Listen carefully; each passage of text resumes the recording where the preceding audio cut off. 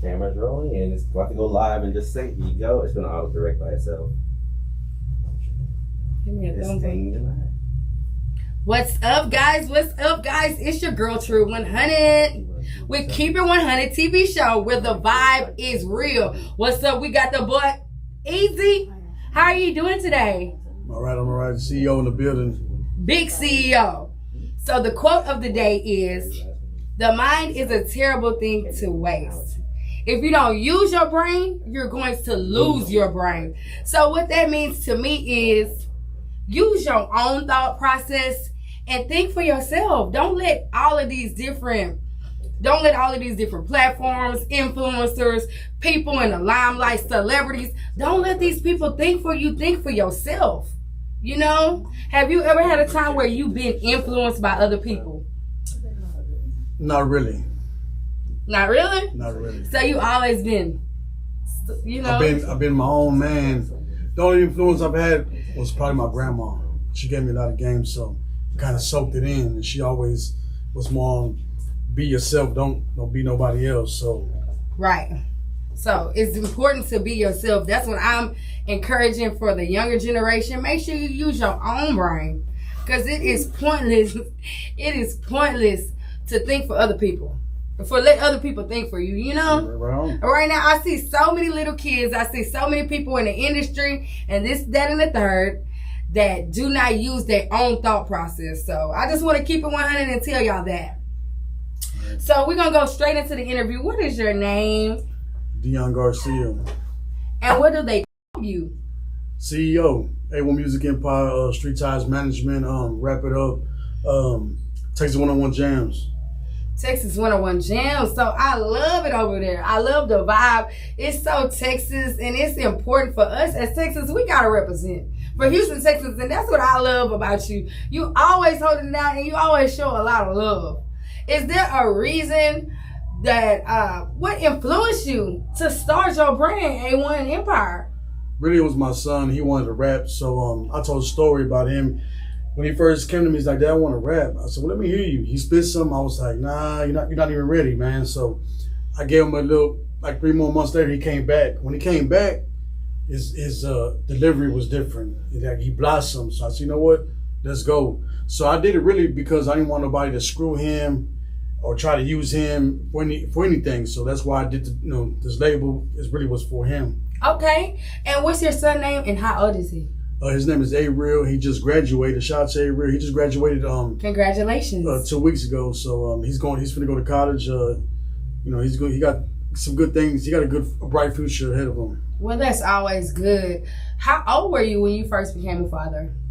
I was young. I was probably in my early teens, 19, 18, something like that. I'm already 49, so I'm up in age. So yeah, you're getting up there. So I watched my oldest grow between the walls and the glass. I've been to prison several times, so I've watched them grow, and I'm not trying to do that no more. Right. What's something that you took from your background? I know you said that you used to be an ex-gangbanger, ex-drug dealer, but now I see you on a way different path, and I see you on a positive path, and I like that. It's always good. Anybody can change your life. You can always strive to change. Every day is a new day to wake up to change your life. So what did you have a breaking point to where you was just like, man, I'm not trying to live like this no more. I'm trying to live differently. Well, I came home in 2015. When I came home, I started hustling again. I was back in the streets, and my wife, she told me, the day she told me, she said, you know what, I'm pregnant. I stopped everything. I stopped and got a job, went to work in the chemical plants, and I gave it all up. And to this day, I'm do nothing foolishness, nothing illegal. I'm straight, on my grind, legit. That's good. That's a blessing. So, say if you could see yourself, say whenever you was young and you was out there in the streets, or let's say, do you have any advice that you would give the younger generation that's out there hustling, trapping, trying to live that street life? It's always a downfall. People don't tell you, these rappers don't tell you in the song that that balling stuff is good. You know what I'm saying? Coming down and hustling and getting the money is good, but there's a flip side, man. You can go to jail. You could lose your family behind that. You know what I'm saying? You could waste many of years of your life you can't even get back, man. It's not even worth it. There's no amount of money in this world that could replace them years that you lost, man. It's not even worth it, man. So this is a game that they don't tell you. That, you know, you're going to get caught one day, or, you know what I'm saying, you're going to get killed or get shot, because I've been shot 13 times, man. It ain't, Whoa, 13 times? These streets it's treacherous, man. I'm telling you. These streets, man. That's what they don't tell you in these songs. Right. I see that. I mean, dang, times. How is that recovering? And this goes into my topic of the day.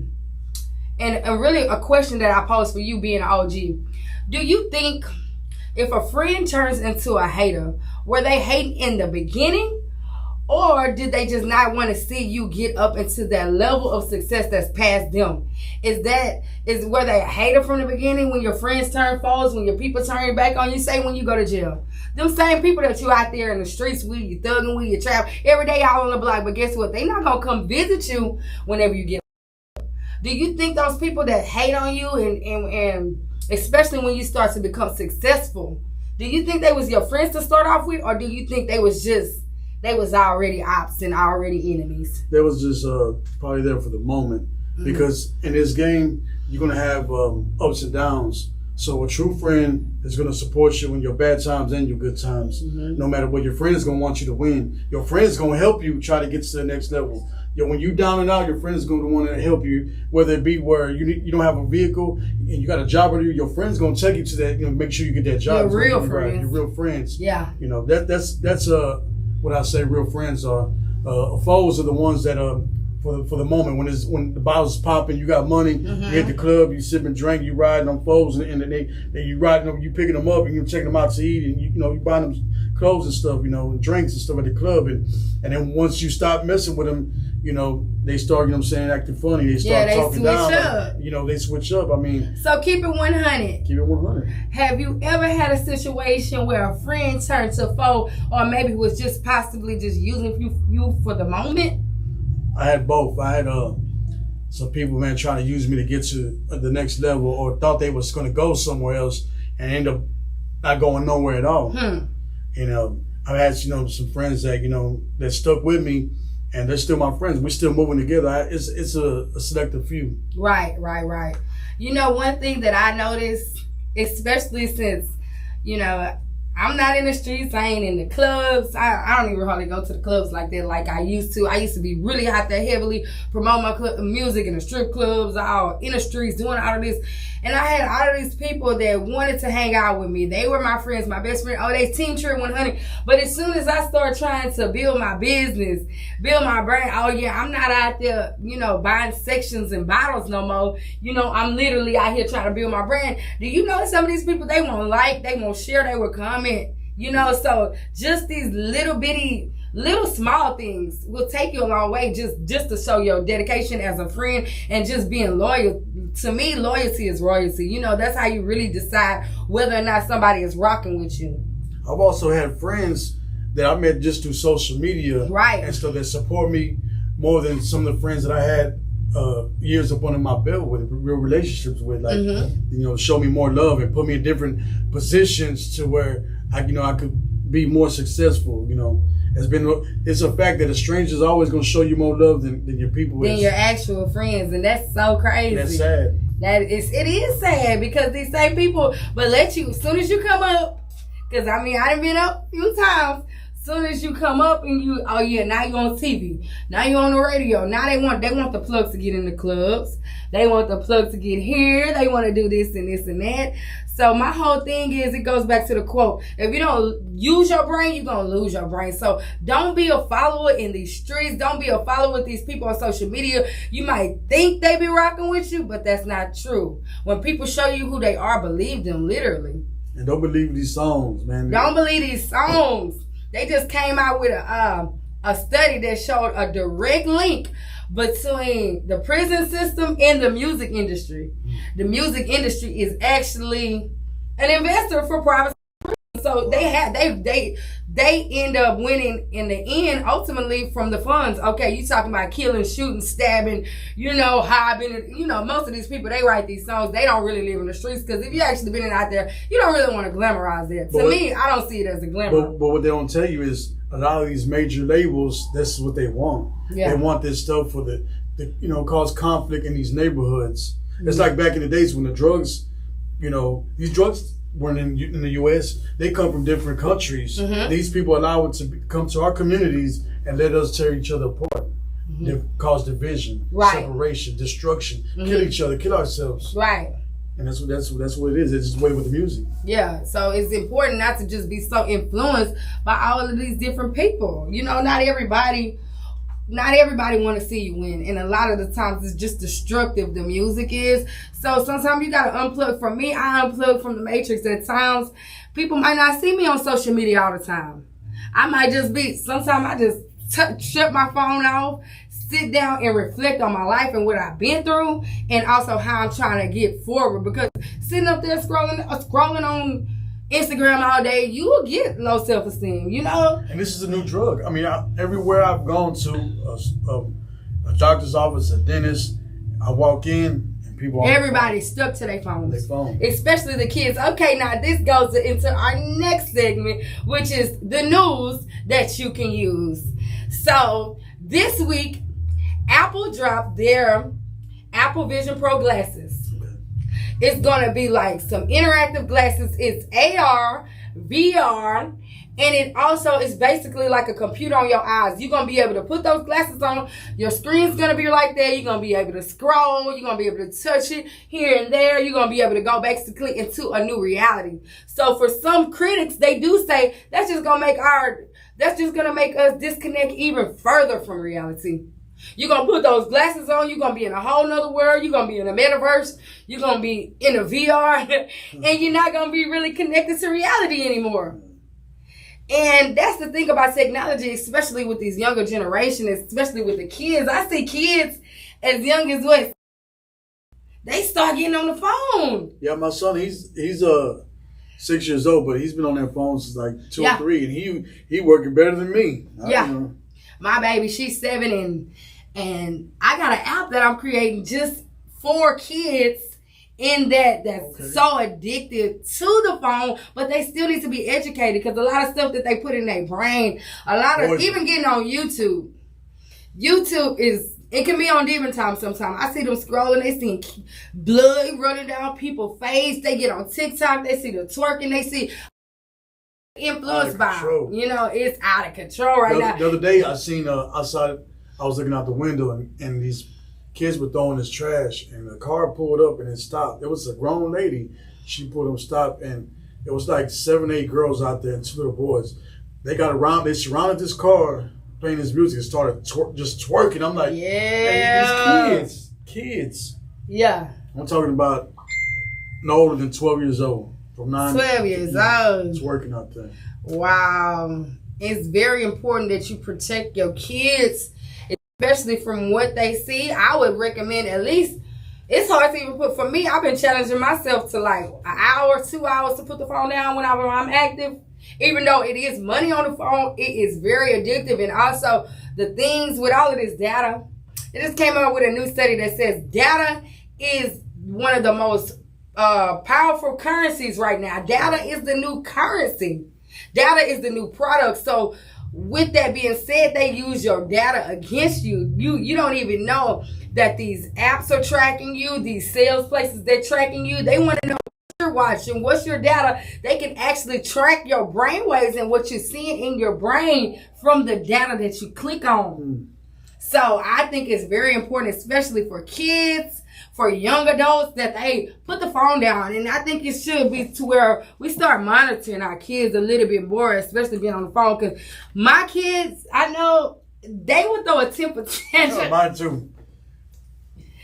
So my son, if it's still low in that little circle, he's going to try to throw that phone down. Yeah. He's going to trip. Yeah. Especially if they don't go fast. Yeah, he's going to trip.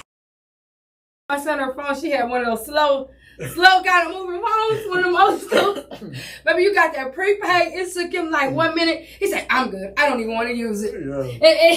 And he's just like, I'm good. I'd rather do something else. I can't even use this phone. Yeah. So Apple stock went through the roof after they announced the Apple Provision. And of course, you know, Apple, they know how to market and they know how to get some money from your bank account. So the question is, would you pay $3,500 for these glasses, man? Wow, that's outrageous. I mean, to other people that have the money to do it and want to live in the fantasy world, that's for them. But reality, man, I mean, you got to stay connected to reality. You got to stay connected to reality. Get outside. Go put your feet in the grass. Run around. Back in the day, we used to be having to be outside until the street lights came on. Ain't nobody outside till the street lights on. These kids, they get outside. They like ready to come back in, get back on their phones. But I know me in particular, I am a sucker for my kids, so I know it's going to be hard. Yeah, it's hard. It's a hard job. It's going to be hard to tell them no for the $3,500. Now, the Oculus, I thought that was a little pricey. That was at $300-$400. But $300-$400 versus $3,500. They say the average American don't even have, 75% of Americans don't even have $1,000. Right now with inflation, they don't even have $1,000 saved into their bank account. So, but the fact of technology and trying to stay in the loop and all of these different products and advertising will make you spend your last on a pair of glasses. And Apple stock is going up. I don't think our stock or our bank accounts is going up in correlation to that. So, hopefully, I don't have to go and buy those $3,500 glasses. I hope not. Because you're trying to go to the BET. I'm going to the BET Awards, baby. The BET experience. We're going to be outside. We're going to be doing interviews. My whole thing is I like to touch the people. I still like to get outside. Before Corona, you know, we had it popping. And I just appreciate everybody who's still rocking with me, Trill100. We had the brand up there. We didn't went viral. We was going. But once Corona hit and shut down clubs, I mean, it was devastating to live artists. Podcaster, imagine not even being able to get up and go outside. You know, of course, it brought about some new technologies. A lot of people got on Zoom and started doing more stuff remotely. But what if you're a person?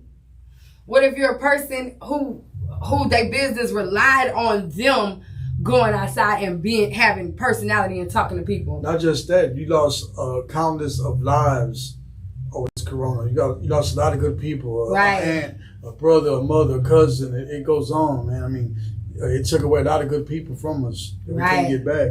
It took away a lot of good people. I ain't gonna lie, I was almost taken out by Corona, and I'm just now, I had what you call long COVID.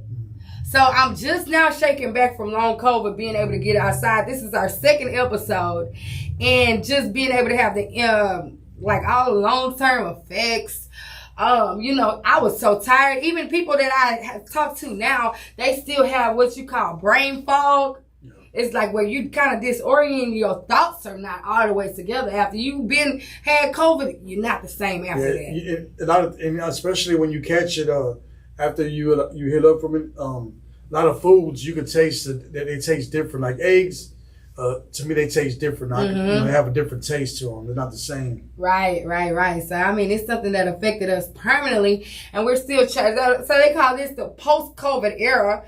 Now we have all this inflation. I mean, everything costs more. Yeah. Have you noticed anything particular that you used to buy that costs a little bit more? Yep, gas. Weed. Weed even went up. Drink. Swingers went up. It goes on. Oh, what's the price of swingers? Back in my days, the OGs swingers were, you can get them for like $3,000, $4,000. $3,000, $4,000. Yeah, but see, back then they used to kill you over them swingers. You had to if you bowed up, you might just die. Yeah, you might. You know, they were doing a lot of jacking in my days, and you know, I'm glad that's no longer around. You know, going on, but yeah, man, a lot of things went up. So right now, how much you say some swingers? They got some. I seen them like $8,000, $9,000. $8,000. That's is that more than double the price? Yes. Man, you trying to come down, you gonna have to pay. Mm-hmm. Okay, so where do you see yourself, your brand, your company as a CEO in the next 10 years? In a corporate office somewhere in a loft in a high rise downtown, looking at the city and thinking, reflecting on my life, where I came from, and what's God's plan, what He did in my life, and hopefully have my team around me that stuck with me from the beginning and stuff like that as well. You know, taken care of. Right. I like that view, especially that downtown view. Have you been downtown lately? Yes. A couple weeks ago, I was out there. We had did a world premiere for the movie The Squad I was in. Me and my son, we had a role in that movie, so we walked the red carpet, and they had, like I said, they did a little get together after party. So we were down there partying for a while. It was nice. Well, that's good. That's definitely good. You say after party. Yeah. So we got been casted to like 3 movies as of now. So we're gonna start on the process of start shooting and stuff, and working on my book. You know. We'll start your book. You're gonna talk about your life and everything that you've been through and stuff like that. It's gonna be a real true story about my life, from being shot to being indicted for murder, being in the streets, being in the gangs and stuff, losing encounters of people, like my sister and my grandma, my cousin, and it's gonna tell a story of where I went through and where I'm at now. And that sounds like a lot of accomplishment. I want to salute you, bro, for sure. You made it out the streets, and you still doing stuff and inspiring other people every day. I see you online, you active, you supporting. You also, you like, you share, you know what I'm saying? And you also have your show. Yeah. So tell us about your show, and when are you on? Every Thursday nights from 9/11 at Texas 101 Jams, the A1 Music Empire show. Shout out to my co-host Easy and Records in Texas. A shout out to Ligo Amigos, Queen Muñeca. Yeah, so every Thursday night you can catch us. Tomorrow we're starting off early tomorrow from 7:30. We have 2 interviews. So how do we tune in to watch you guys? You can go on the app, download the app. It's on USA Radio, and then you search in Texas 101 Jams, and it'll pop up. Okay, that's awesome. Hit that Texas 101 Jams, and we're here on Sound Vibe. We're going to be doing We Connect Wednesdays, where everybody comes through, industry people. You want to do an album release, you want to do a listening party, come through. Come chop it up with us. You know what I'm saying? We at 3898 North Freeway. We have our selfie studio here in our podcast. If you want to come rent out some rooms and some event space, come holler at me. You can make sure you tell them that Trill refers you so you can get the plug price, You won't be disappointed. You will not be disappointed. And I'm also going to be your hostess that does the mostest. So we're going to go into Trilla Trivia. Yay! Calm down. Let's do it. Okay. I got one big question for Trilla Trivia. What is the biggest selling hip hop album of all time? Is it A, The Fugees, The Score? Is it B, The Eminem Show? Or is it C, Tupac, Machiavelli? Oh man, all of them will go hard. So I have to say The Fugees. That's what I don't know. Is that your final answer? Yes. That's your final answer? My final answer. And you're wrong. The answer is B, Eminem. The Eminem Show.